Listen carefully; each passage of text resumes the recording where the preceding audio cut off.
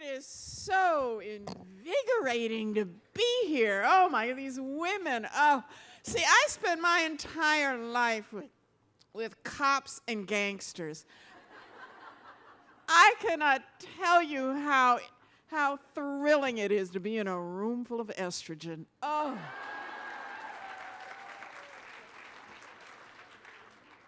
Okay, ladies, I'm going to sum up a little bit and then leave you with a few thoughts because they gave me 10 minutes. I don't think I've ever done anything in 10 minutes. But I'm Connie Rice. I am a civil rights lawyer.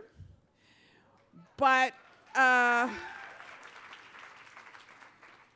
been called a lot of other things. And I claim them all. So I sat here. I came early because I wanted to hear the other speakers. And it's been a long time since I've been around a lot of wonderful women. And here's some of the things I heard, and I hope some of you can hashtag me by raising your hand. I don't know what a hashtag is. I'm not social enough to tweet and Facebook and do all this stuff that these young people do. I really have no idea. But here's what I heard. Mentorship is key. Think big. Ask for what you want. Seek out power. Understand your own power. Come out of the shadows. Don't cut off any opportunities. Look at the whole world. Get off your couch. I know what she wanted to say. She wanted to say get off your ass. Get off the couch and out of the house. Another lady, I wish I could read my writing. Another lady said, look, we've come a long way, but discrimination is still a problem. You heard what Gina Davis had to say about the media industry. We need to fight because they're willing to pay for Viagra, but not our birth control. So, ladies, let's get our warrior skills up. I have to tell you now. I will give you some examples, and for the young women, I'm not suggesting that you do what I did. You have to be like me to do what I do. But we need some warriors because the world seems to have gotten rawer and meaner. And when I look at the internet, which I try not to do, I'm so glad it wasn't here when I was growing up because I'm fearless. I grew up fearless. Had I had the internet, I'd have been afraid. My mother raised me to be fearless, and she raised me to love myself so much that I never hesitated. When I got to Radcliffe College and Martina Horner, the president of my college, was talking about fear of success, I went up to the president of my college and I said, I don't know what you're talking about. I think that's stupid. This is the woman's dissertation, and she's the head of Radcliffe College. I just told her dissertation was crap. But it made no sense to me because I had not been raised with fear of anything. And I had two brothers, and they had to do dishes, and I had to mow the lawn, and we were raised under an aegis of equality. So what I thought I would do is I think we should make this list, and I think we should distribute it. How many are young women here? Raise your hands, young women.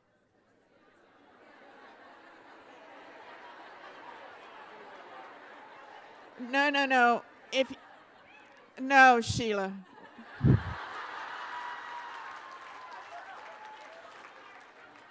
If you have gray hair, put your hand down.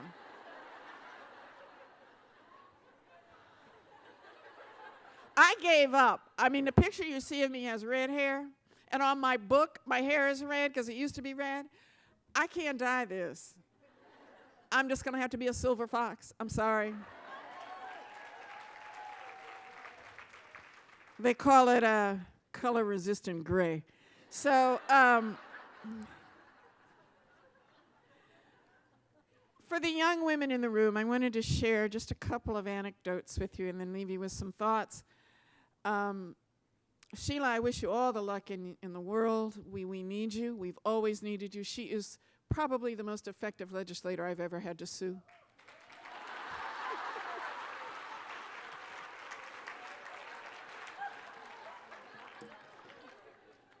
I do sue most of the people I work with.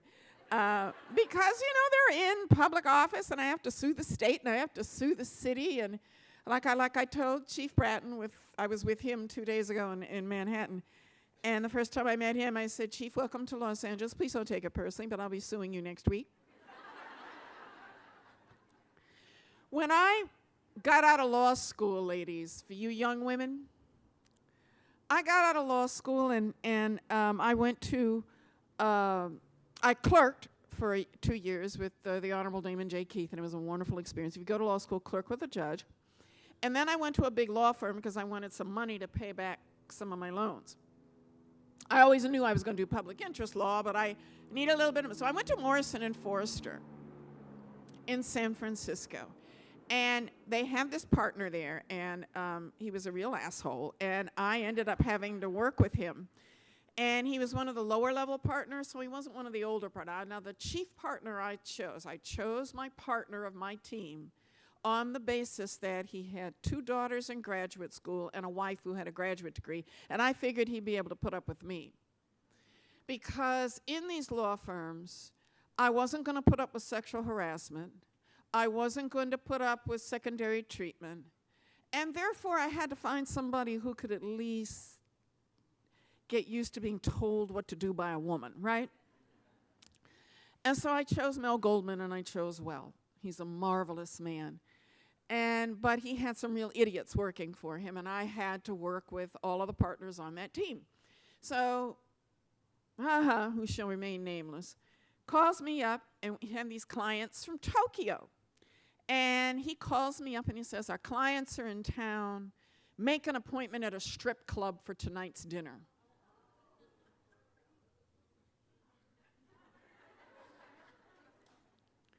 I said, excuse me? He said, make a reservation at the strip club. We're taking our clients to dinner. Now, he expected me to sit in a strip club. So I made the reservation at the strip club. And when we got there, he blanched. Because it was the Golden Banana, and it was a male strip club.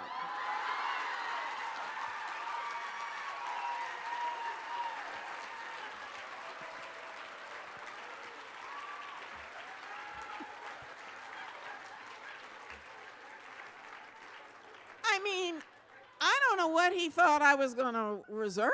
I mean, if I had to watch a strip tease, I wanted men to strip, right? I didn't think I'd done anything wrong. So when the limousine stopped in front of the Golden Banana, he said, Rice, you're dead. I said, no, I'm not.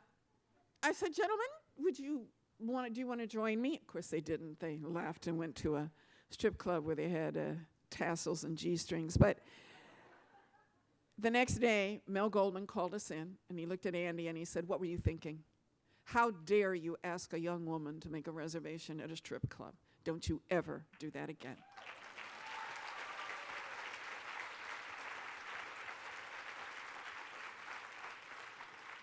Now, here's the truth. I knew what he meant, and I knew exactly what I was doing, and I did it on purpose, and I had decided that I didn't care if I lost my job. I was not going to put up with that kind of humiliation, and I was not going to ratify that kind of male chauvinism. And I just decided then and there that no job was worth that, and that I had not been raised to subject myself to that kind of indignity. So I was willing to lose my job. And from that moment on, every job I take, the first thing I do is type up a letter of resignation so I can get ready to go. Because I'm not putting up with anything, nothing. So that's probably why I have my own firm. I don't work for anybody, as probably with good reason. But, ladies, some of my best mentors, Judge Keith, Jack Greenberg at the NAACP Legal Defense Fund, Teddy Shaw, Bill Ann Lee. I mean, I I've had my dad, my brothers, marvelous men in my life. I love men. Unfortunately, I'm heterosexual. I wish I were lesbian, but I'm not. It's not a choice. This one pastor who said something against gay people, and I said, what do you mean? He said, well, you know them, and you know what he called them. And I said, excuse me, sir. I said, it's not a choice. He said, yes, it is. It's a choice. I said, well, when did you choose to be heterosexual? And he just looked at me. And then I said, and plus, how do I know it's a choice? How do I know it's not how do I know it's not a choice? I said, because if it were a choice, no women would choose to be with you. So I'd be with women. It's not a choice.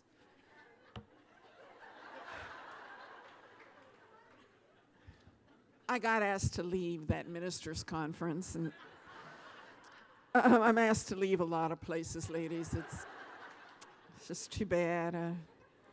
It's the role I carved out for myself. Speaking truth to power can sometimes get you in trouble, but I think we need, and I don't want to leave us on a down moment at all, and I'll have us laughing in a minute again, but I look at girls. I didn't have children. My children have whiskers. I knew I wanted to spend my life with my work. Get up every day, work 17 hours a day. I wanted to change the world. I wanted to end violence, and I wanted to change LAPD, and I did those things. We didn't exactly end violence, but Patty, where are you? Patty Giggins needs to be up here. Patty Giggins, Peace Over Violence. She is one of the gurus. I learned my craft from her. But when I realized the children in Watts in East LA couldn't walk to school without dodging bullets, I said to myself, what the hell are we doing? Those children get up every day and have to walk through a gang territory, and they risk getting shot. They can't even get to school safe. I said, what are we doing? I called the chief of police. I said, I know what you're doing, but you're not doing much. I said, if you and I don't end this epidemic of gang violence, so at minimum these children could walk to school safely, be in school safely, walk home safely, go to a park after school and play, and go to after-school activities and get home safely, then we have no business saying our job is done. And that chief of police, who did not like me, then Bratton came, and Bratton became my partner, along with Jerry Chaliff and a number of other marvelous lawyers who helped Chief Bratton turn that department around. At the top, I'm not going to lie and tell you that ugly sergeant in the back of Devonshire Division always putting his thumbs down has changed. He hadn't gotten the memo yet, but we together, we have transformed the top of LAPD. There will be never again will there be a Rodney King beating, never again.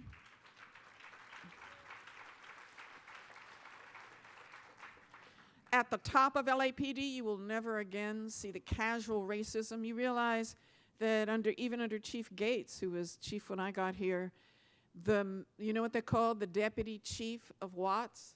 They called him the nigger inspector. He actually had a plaque that said nigger inspector. So the casual racism you will never see again. The open brutality where they would wink at one another after they had beat a teenager bloody. You won't see them winking anymore. I'm not going to say it won't happen again. But there's no more condoning of casual brutality, casual racism. That's a huge change, and it took us 25 years. Now, the story of how it happened is in my wonderful book that I want all of you to buy. The paperback just came out.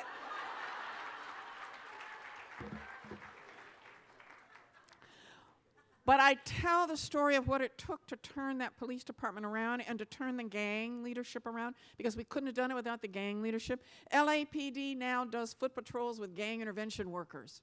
They used to try to kill them. But we've turned it around now so that they see the ex-gangsters as their partners in keeping peace in low-income communities. They see me as their queen.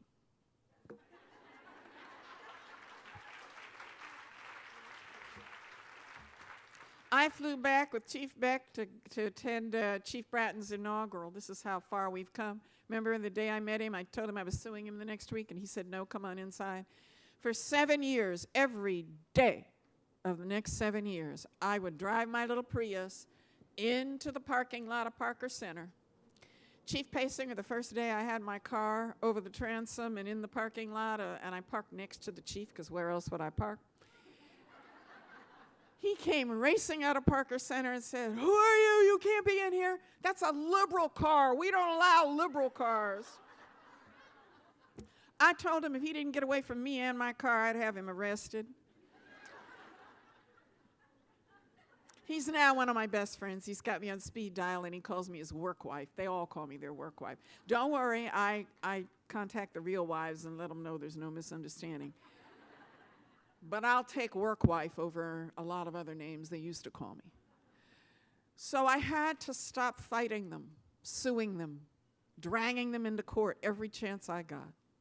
I was at war. We were all at war with LAPD, because the lawyers were the only check on their brutality, and they were mean, and they were racist, they were aggressive. I don't know if you remember. Those of us with gray hair do. We had to turn it around. They had caused 2 of the biggest riots in this city's history. The black community was through. We were just done. We were about to have a riot against our police, and a number of us would have died. Those were the days when the good cops, and this is what taught me, those were the days when the good cops would pick up a phone in a phone booth. For you young people, that's a... Before there were cell phones, all you young people over there, there used to be a little booth, and it had a telephone in it, and you used to put quarters or dimes in it, and you'd call somebody. Well, these were cops who would find a phone booth, and, can you hear me? And who would get in the phone booth, put the dime in, call me at my office, and whisper. They were so afraid of the mean cops, the bad cops, that they were in a phone booth, and they would whisper, Connie, you telling me to wind up? Just sit down, sweetie.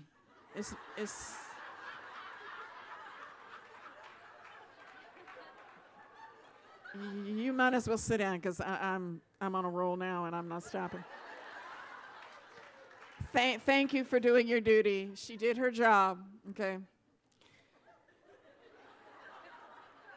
They would whisper into the phone, Connie, don't come down to Watts. Graveyard is gunning for you. They'll kill you. That's what we had. We had to change that, ladies and gentlemen. Our police are supposed to protect and serve, and I'll be damned if they don't protect and serve now. Let me tell you what we've done. Chief Beck asked me what I wanted. I said, I want my own police force. He said, Connie, you're so crazy. I said, I want 50 cops. I want 50 cops, and I want 10 supervisors. And this was after I had found out that a Korean-American family who had moved into Jordan Downs, Grape Street Crips, who run Jordan Downs housing project. These are our housing projects, our money. This is public housing, and the Grape Street Crips run it. I said, what's wrong with this picture? They stole all the family's belongings and marched the women upstairs to gang rape them. I lost it. I lost it. Because I had done a lawsuit on behalf of racially isolated minorities in public housing because the housing authority didn't protect them. I did that lawsuit 20 years ago. A lot of good it did. This family was suffering even worse. So I blamed myself, first of all. I marched down to Parker Center. Tears. I was in tears over this family. I marched up to the 10th floor. This is the new billion-dollar headquarters. It wasn't Parker Center anymore. Up to the 10th floor, I'd figured out how you get around security. You go up the freight elevator. I went up the freight elevator because I don't like going through security, and marched across the beautiful glass interior. And Chief Beck staff said, oh, but Miss Rice, he's in a meeting with all the chiefs. I said, I don't care if he's in a meeting with the Pope. Get him out here now. And they said, but you can't go in there. I marched in there. I said, Charlie, I need to see you now. I was in tears. He'd never seen me cry. Charlie came in and says, what's wrong? I told him. He said, Connie, this is where you and I met. We met in Watts 25 years ago. We're going to help these people. We're going to solve this. Don't cry. He said, what do you want? I said, I want my own force. I said, I want 50 officers. He said, done. I said, I want 10 supervisors. He said, done. I said, I want 24 coverage. I said, done. I said, I'm training them. He said, you and I will train them. Ladies and gentlemen, I called them the Community Safety Partnership Police. I told them, your business is trust.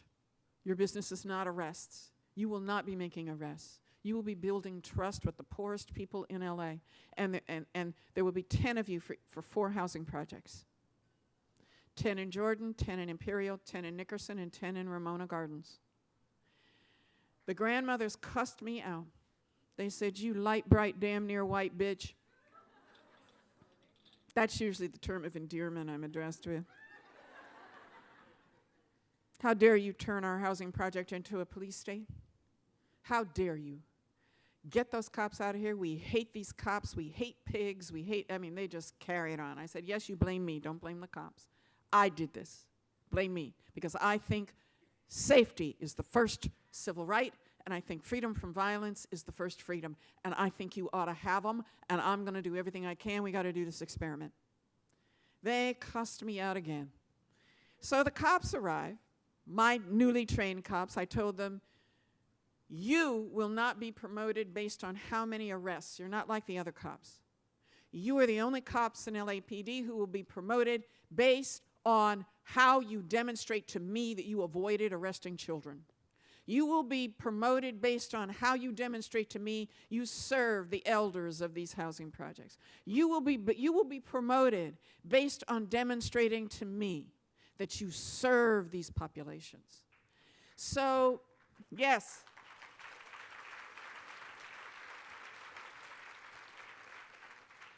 These are the poorest women and men in LA County. So, they arrive. The grandmothers are bristling. Mrs. Day, Mrs. Tolliver, they won't even let me in. They're so mad with me, they didn't let me in the housing project. So they said to the cops, what do you want? No, the cops said to them, what do you want? And they said, clean up the alley behind Grape Street. It was an awful alley.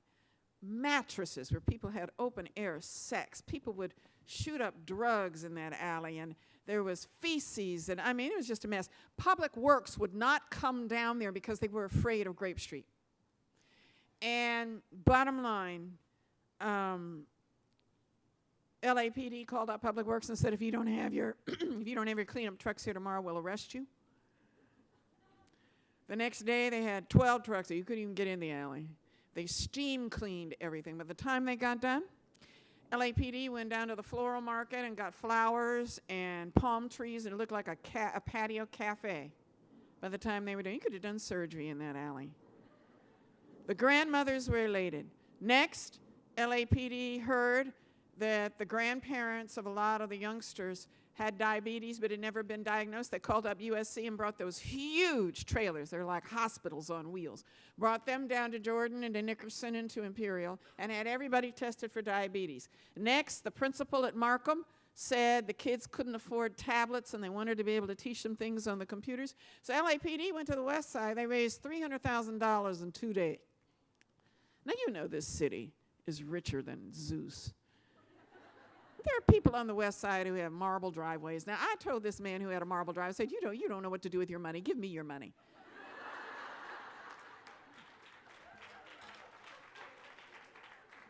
Damned marble driveway. It was ridiculous. So, long story short, and I promise I'm going to wrap up soon. Long story short, I promise. These cops who were promoted based on how they save a child, my cops, the Community Safety Partnership cops, there are only 50 of them and they're an experiment. They are the future of American policing. We are pioneering it as we go. That force is primarily women.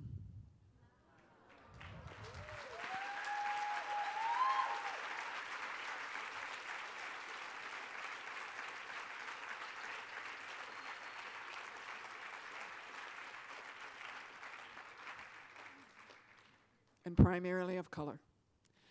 So here we go. If you think you can't forge change, if you think you can't transform, there's nothing special about me. I had wonderful parents, wonderful brothers. I grew up in a wonderful way or all around the world as an Air Force brat. But there is nothing to stop you beautiful young women from going out in this world and transforming it just like I did. So I want to leave you with the notion, find your power, find your passion. There are 2 ways to go through the world, 3 ways. You can go through bored and safe. You can find your passion and get up every day raring to go to work and have a wonderful life. Or it's equally valid to say finding your passion is too risky. I want to find something that gives me the options I want. I want to find something I can master and that I can do. I don't care whether you become a plumber. There are those 3 ways, ladies, our young women. I hope that we understand our disadvantages and that we correct them. Yes, we have to raise children. We have to bear children. Doesn't mean we have to earn less. Okay? Doesn't mean our families shouldn't have what they need just because we don't have a partner. So I think we've come such a long way. We've come such a long way, ladies. We are so far ahead. I live better than Queen Elizabeth I, one of my mentors. That woman died 500 years ago, but she was my queen. She was read it in the book. I'll tell you how QE1 was my girl. I learned all kinds of stuff from that. But that woman ruled the world when women were chattel, okay? And I am the great-granddaughter of slaves and slave owners. And in 3 generations, my family has gone from being property, chattel, to counsel, and the Secretary of State of the United States. So here,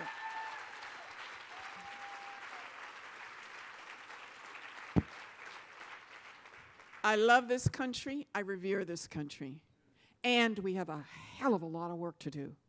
I'm not resting until every child can walk to school safely, until every woman can make the choices she wants about her life, earn the money that she is worth, and chart her own path.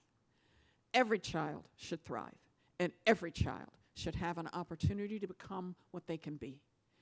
Now, I have to say, just a plug for Sheila. She really is the best politician I have ever known. And Sheila, I pray that you make it into office again, because we got work to do, girl. Thank you.